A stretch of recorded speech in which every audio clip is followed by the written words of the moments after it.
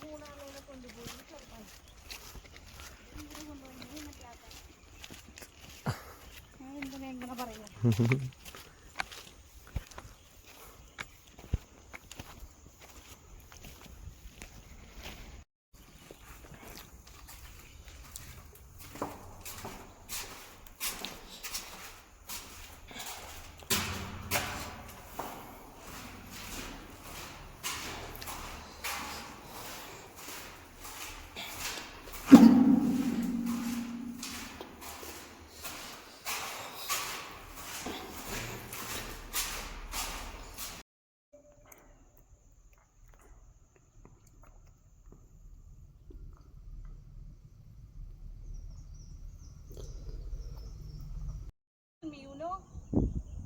Ay ko ah. Bigyan mo tapo. Yan na po.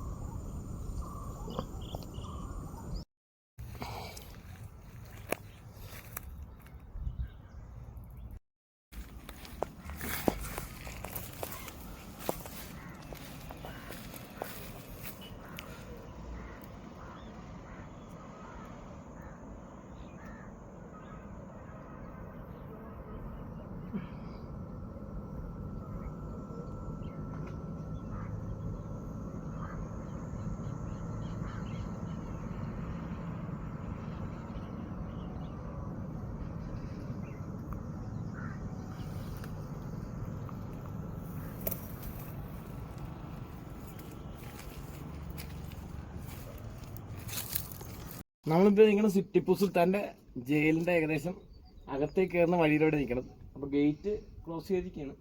അതിൻ്റെ മുൻവശം വരെ എന്തായാലും പോകാൻ നോക്കും. വാ, സൂക്ഷിച്ചിറങ്ങണേ, കുത്തനെയുള്ള വഴിയാണ്.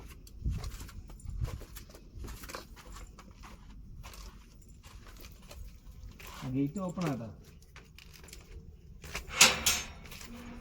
ഗേറ്റ് ഓപ്പൺ ആണ്. ഗേറ്റ് ഓപ്പൺ ആണ് എന്തായാലും.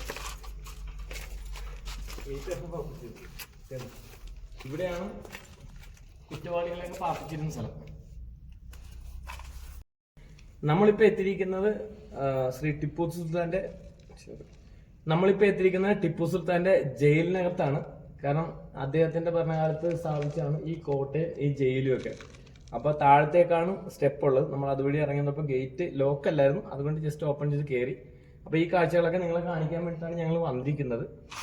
നമുക്ക് ഇനിയിപ്പോൾ ഓരോ കുറ്റവാളികളെ പാർപ്പിച്ചിരിക്കുന്ന ഏരിയ ആണ്. ശരിക്കും നമ്മളുടെ ഇന്ത്യയിലെ ജയിൽ എന്ന് പറഞ്ഞാൽ ആ ഓരോ മുറി പോലെ വന്നിട്ട് ക്ലോസ് ചെയ്തിരിക്കുന്നതാണ് ജയിൽ എന്ന് പറഞ്ഞത്. പക്ഷെ ഇതിന്റെ ഭാഗങ്ങൾ അങ്ങനെയല്ല, വേറൊരു രീതിയിലാണ്. അതിനുള്ള കാഴ്ചകൾ നിങ്ങളെ കാണിക്കാൻ അകത്തേക്ക് പോരും.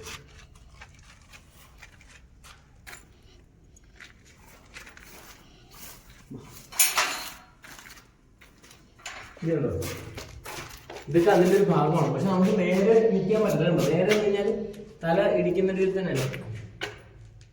ഇതാണ് ടിപ്പു സുൽത്താന്റെ ജയിലിന്റെ അകത്ത വശമാണ് ഈ കാണുന്നത്.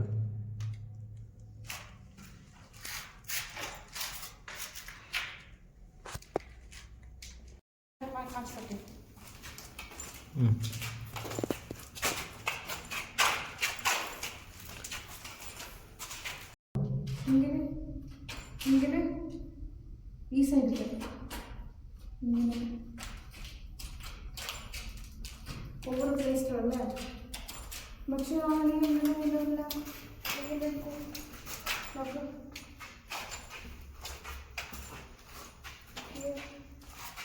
next to people with this.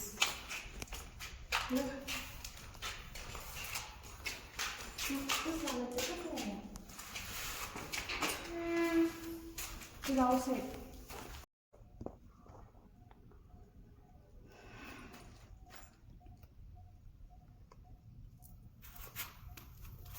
Open up. പുറത്തേക്ക് 2 വഴികളാണുള്ളത്.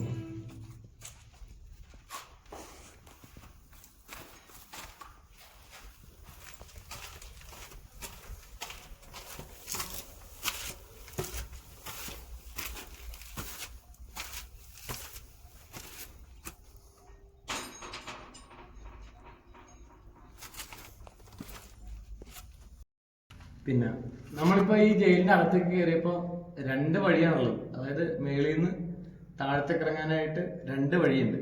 കുത്തനെയുള്ള സ്റ്റെപ്പാണ്. അതിന്റെ ഉള്ളിലാണ് ഈ ജയിൽ പോലത്തെ ഒരു ഇത് കാണുന്നത്. നമ്മൾ പറഞ്ഞ പോലെ നമുക്ക് നമ്മുടെ നാട്ടിൽ കാണുന്ന പോലെ അല്ലെങ്കിൽ ഗ്രില്ല് എന്നുള്ള ഓപ്ഷൻ കാണാനില്ല. ഇവിടെ ക്ലോസ് ചെയ്തിരുന്നു, ആ ഗേറ്റും ക്ലോസ് ചെയ്തിരുന്നു. ഇതിന്റെ അകത്താണ് കുറ്റവാളികളെ പാർപ്പിച്ചിരുന്നത്. പക്ഷെ ഞങ്ങൾ ഇതിന്റെ അകത്തോട് നടന്നപ്പോൾ തീരെ പൊക്കം കുറഞ്ഞ രീതിയിലാണ് ഇതിന്റെ നിർമ്മാണം. എന്തുകൊണ്ടാണ് അത്രയും പൊക്കം കുറച്ചിരിക്കുന്നത് നമുക്ക് വ്യക്തമല്ല. ഒരു അത്ഭുതമാണ്. പക്ഷെ സംരക്ഷിക്കപ്പെടാനായിട്ട് ഒരു സെക്യൂരിറ്റി മാത്രമേ ഇവിടെ ഉള്ളത്. പക്ഷെ മറ്റുള്ള രീതിയിൽ സംരക്ഷിക്കപ്പെടുന്നതായിട്ടൊരു തോന്നുന്നില്ല. മറ്റുള്ള കോട്ടകൾ സംരക്ഷിക്കപ്പെട്ടിരുന്ന പോലെ ഇത് സംരക്ഷിക്കപ്പെടുന്നില്ല എന്നുള്ളതാണ് ഈ കാഴ്ചപ്പാടിൽ നിന്ന് മനസ്സിലാക്കാൻ സാധിച്ചത്. കാരണം നിറയെ പുല്ലൊക്കെ പിടിച്ച് സഞ്ചാരികൾ വളരെ കുറച്ച് മാത്രമാണ് ഇവിടെ എത്തുന്നുള്ളൂ. കാരണം ഇപ്പൊ തന്നെ ആരെയും കാണാനില്ല. ഇത് തന്നെ ഞങ്ങൾ അന്വേഷിച്ച് പിടിച്ചാണ് ഇവിടെ എത്തിച്ചേർന്നത്. കാരണം റോഡ് സൈഡിൽ ഒരു അമ്പലത്തിന്റെ ബോർഡ് മാത്രമാണ് ഉള്ളത്. പിന്നെ വെച്ചിരിക്കുന്ന ബോർഡ് ചെറിയ ബോർഡാണ്. പിന്നെ നടന്ന് ഞങ്ങൾ എത്തിയതാണ് ഇവിടെ ഇതിൻ്റെ അകത്ത്.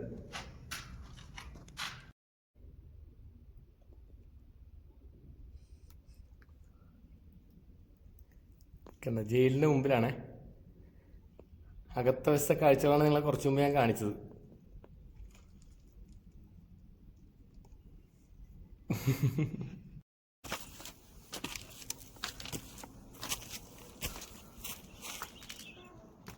നല്ല സൂര്യപ്രകാശം കണ്ണിലേക്ക് അടിക്കുന്നുണ്ട്.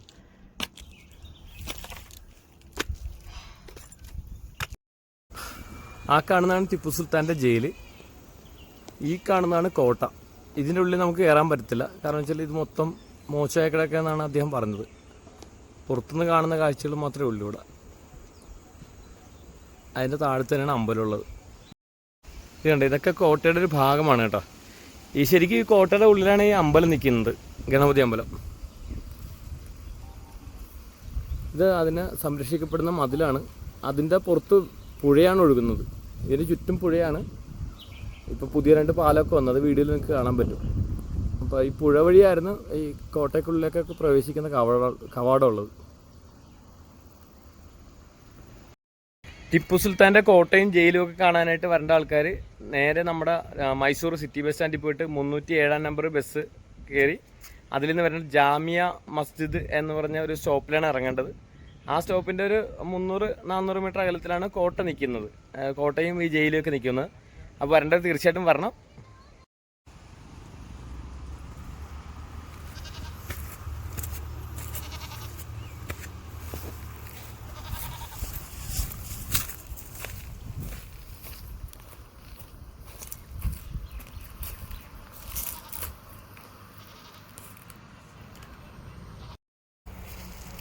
ഇത് കണ്ട ഈ മതിലിൻ്റെ അവശേഷം കണ്ട, ശരിക്കും അത് കോട്ടയുടെ ഔട്ട് സൈഡിലുള്ള മതിലാണ്. മൊത്തം പൊട്ടിപ്പൊളിഞ്ഞ് കിടക്കുന്നു ഇവിടെ.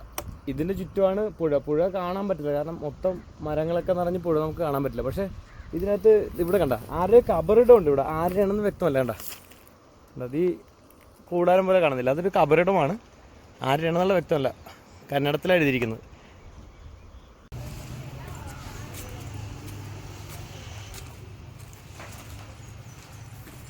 Don't touch the water leg, okay?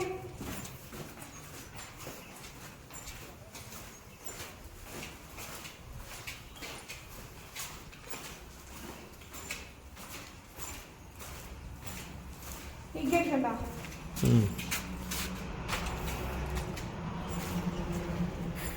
ഈ ഗേറ്റിൻ്റെ ചരിത്രം ഒരു യൂട്യൂബർ പറയണത് ഞാൻ കേട്ടിരുന്നു.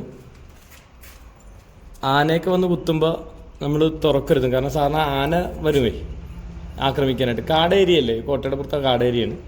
അപ്പോൾ അതിന് വേണ്ടിയിട്ടാണ് ഇങ്ങനത്തെ മുള്ളു കുറച്ച് സാധനങ്ങൾ പിടിക്കുക. അന്നത്തെ ഇരുമ്പാണ്. ഇതുകൊണ്ട് ഇപ്പോഴും 200-300 വർഷം പഴക്കമുള്ളതാണ്. പക്ഷേ ഇതുവരെ ഒരു കേടുപാടും കൂടാതെ ഇങ്ങനെ നിൽക്കുകയാണ്. ഇന്നത്തെ പണിത്തരങ്ങളൊക്കെ എപ്പോഴേ പോയേനെ.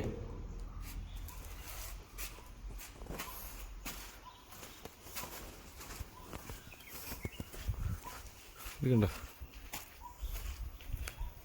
പുഴയുടെ ഭാഗം കാണാൻ പറ്റുന്ന പ്രതീക്ഷിക്കുന്നത്. കാരണം ഇതെല്ലാം കോട്ടയുടെ ഓരോ മതിലുകളാണ് കേട്ടോ നമ്മൾ കയറി വരുന്നതും. ഇതുണ്ടോ, ഇതാണ് ആ പുഴ. ഇതല്ല പുഴ കേട്ടോ, ഇതിൻ്റെ അപ്പുറത്ത് വേറെ മതിലുണ്ട്, അതിൻ്റെ അപ്പുറത്താണ് പുഴ പോകുന്നത്. പിന്നെ കാടുകളാണ് മൊത്തം.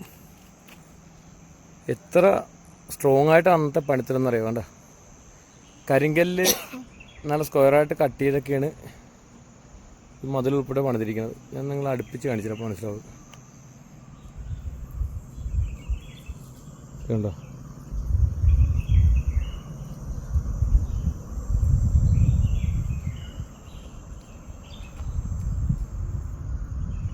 എന്താ അന്നത്തെ കാലത്ത് ഈ പറഞ്ഞ 200-300 വർഷങ്ങൾക്ക് അപ്പുറമുള്ള പണിത്തരമാണ് ഈ കാണുന്നത്. ഇത് കോട്ടയുടെ മതിലിൻ്റെ ഉള്ളിൽ തന്നെ കാണുന്നത് കേട്ടോ. നമ്മൾ പല ഭാഗത്തും ഇങ്ങനത്തെ കണ്ടിരുന്നു കേട്ടോ.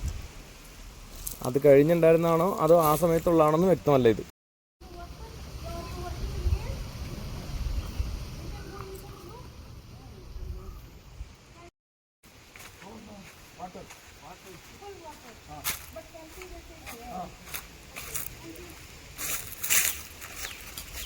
Working here, they're telling they're out for water. You can go look and take videos. Okay,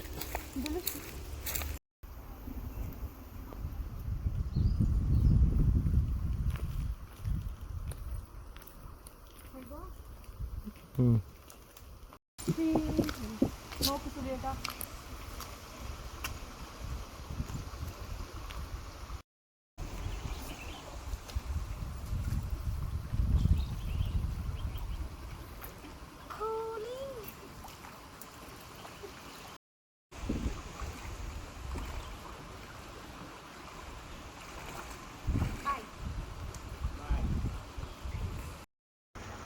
കൂട്ടുകാരെ, നമ്മൾ ടിപ്പു സുൽത്താൻ്റെ ജയിലും കോട്ടയൊക്കെ കണ്ടു കഴിഞ്ഞ് വന്നിട്ടാണ് അദ്ദേഹത്തിൻ്റെ ഡെത്ത് പ്ലേസ് കണ്ടത്.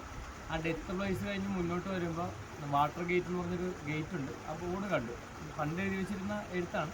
അതുവഴി അകത്തേക്ക് കയറിയപ്പോഴാണ് ഇവിടെ തടയണ പോലത്തൊരു സംവിധാനം കണ്ടത്. പണ്ടുള്ള കാലത്ത് വെള്ളം ഡൈവേർട്ട് ചെയ്ത് വിടാനായിട്ട് ഉണ്ടാക്കിയൊരു തടയണയാണ്. കാരണം ഇതൊരു ചെറിയ പുഴ പോലത്തെ സംവിധാനമാണ്. വലിയ പുഴ അപ്പുറത്തുണ്ട്. അപ്പോൾ ഇതുപോലെ കരിങ്കല്ല് കൊണ്ട് തടയണ കെട്ടി ഒഴുക്കിൻ്റെ ശക്തി കുറച്ചുകൊണ്ട് എനിക്കൊന്ന് കുടിക്കാൻ ഉൾപ്പെടെയുള്ള വെള്ളം ഇതുവഴിയായിരുന്നു എടുത്തിരുന്നുള്ളൂ. കാരണം ഇപ്പോഴും ഈ വെള്ളം കണ്ണുനീര് പോലെ ഇരിക്കുന്നത്. അപ്പോൾ അന്നത്തെ കാലത്തെ അവസ്ഥ പറയണ്ടല്ലോ, ഇതിലും ശുദ്ധമായിരിക്കും അന്നത്തെ കാലത്തെ വെള്ളത്തിൻ്റെ അവസ്ഥ. ഇത് കണ്ട, ഇതുവഴിയാണ് ഡൈവേർട്ട് ചെയ്ത് പോകുന്നത്. അപ്പോൾ രണ്ട് സൈഡും മതിലുണ്ട്. ഇതിൻ്റെ ലെഫ്റ്റ് സൈഡിലും മതിലുണ്ട്, റൈറ്റ് സൈഡും മതിലുണ്ട്. ആ മതിലാണ് കുറേ മുമ്പ് എനിക്ക് വീഡിയോയിൽ കാണാൻ സാധിച്ചത്. അപ്പോൾ എല്ലാവരും ഇവിടെ വരണം, എല്ലാവരും ഇതൊക്കെ കാണണം. നമ്മൾ ഇത്രയും ചൂടിൽ നിന്നും, അതായത് നല്ല വെയിലത്തൂടെയാണ് നടന്നു തന്നെയാണ് എല്ലാ സ്ഥലങ്ങളും കണ്ടത്. അപ്പോൾ എന്നിട്ട് ഈ പുഴയുടെ അങ്ങോട്ട് വന്നിട്ട് നേരെ ഇറങ്ങി വന്നു കഴിഞ്ഞപ്പോൾ ഭയങ്കര ഒരു കുളിർമ, കാലിനെന്ന പോലെ തന്നെ മനസ്സിനും കുളിർമ. അപ്പോൾ അങ്ങനെ വെള്ളത്തിൽ അങ്ങനെ ഇരിക്കുകയും.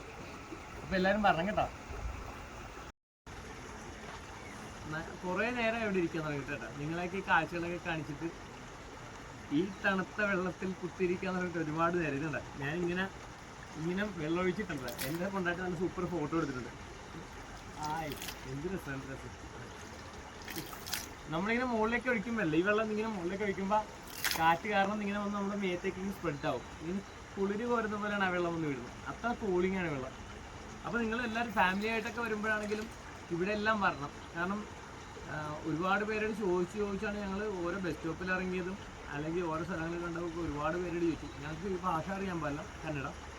എൻ്റെ ഭാര്യക്കാണ് നന്നായിട്ട് ഇംഗ്ലീഷ് അറിയാം. അപ്പോൾ ആളാണ് ഇംഗ്ലീഷ് സംസാരിച്ചത്. പക്ഷെ എന്നാൽ പോലും എല്ലാവർക്കും ഇംഗ്ലീഷ് സംസാരിക്കാൻ അറിയാൻ പറ്റില്ല ഇവിടുത്തെ. എന്നിട്ട് ഞങ്ങൾ കാണാനുള്ള ആഗ്രഹത്തിലാണ് ഈ പ്രദേശങ്ങളിലെല്ലാം അലഞ്ഞ് നടന്ന് ഇവിടം വരെ എത്തിയത്. അപ്പോൾ എന്തായാലും ഇത്രയും വെയിൽ കൊണ്ടത് വെറുതെ ആയില്ല. എല്ലാ സ്ഥലങ്ങളും കണ്ടു. നേരെ അവസാനം നമ്മുടെ ചൂട് മാറാൻ വേണ്ടി ദൈവം കൽപ്പിച്ച് നൽകിയ സ്ഥലമെന്ന പോലെ തന്നെ ഈ പുഴയുടെ വക്കിലേക്ക് എത്തി. അതിൻ്റെ സന്തോഷത്തിലിരിക്കുകയാണ്. ഇവിടെ ഒരാൾ മടിയിലായിരിക്കണത്. എനിക്ക് പ്ലേസ് ഇല്ല. അതല്ലേ ഇവിടെ ഇരിക്കാൻ പ്ലേസ് ഇല്ലെന്ന് പറഞ്ഞാണ്